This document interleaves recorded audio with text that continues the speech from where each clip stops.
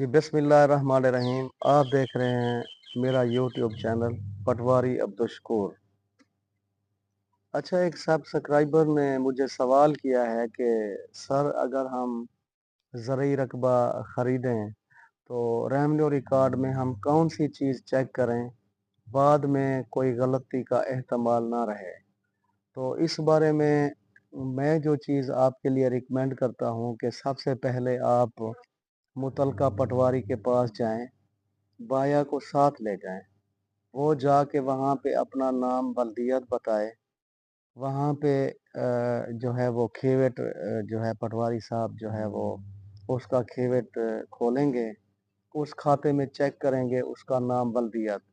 दूसरी जो सबसे अहम और बुनियादी चीज़ है कि जहाँ पे आपने कब्ज़ा लिया है अपनी ज़मीन का, अपने रकबे का, या वो कब्ज़ा आपको जो देगा, जो ज़मीन आपने ख़रीदी है, उसका मुस्ततील खसरा नंबर जो है वो चेक करें कि आया वो उस खेवेट में मौजूद हैं या नहीं है।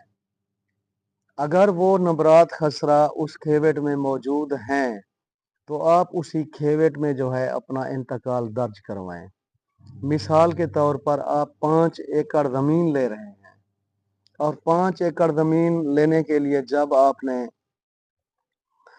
जो है बाया से बातचीत तय कर ली, पेमेंट वगैरह का हिसाब किताब क्लियर हो गया एक दूसरे से, तो जाके उस खेवेट में चेक करें, उस खेवेट को चेक करें जिसमें ये मौजूदा मकबूजा नंबरात खसरा मौजूद हैं।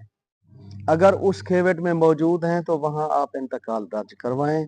इंतकाल दर्ज करवा के फिर रोजनामचा वाक़याती में मुतलका पटवारी से जो है उसकी रपट दर्ज करवाएं। तफसीली रपट तो वो दर्ज ज़रूर करता है, लेकिन रोजनामचा वाक़याती में जो रिपोर्ट आप दर्ज करवाएंगे उसमें वो बाकायदा एक चीज़ लिखेगा कि आज रोज़ हस्बे इस्तदा मुसम्मी अल्लाह दिवाया बाया ने हाजिर आकर बयान किया कि मैंने अपना रकबा तादादी 5 एकड़ पर मुस्ततील नंबर 14/15 किला नंबर 1 10 11 20 21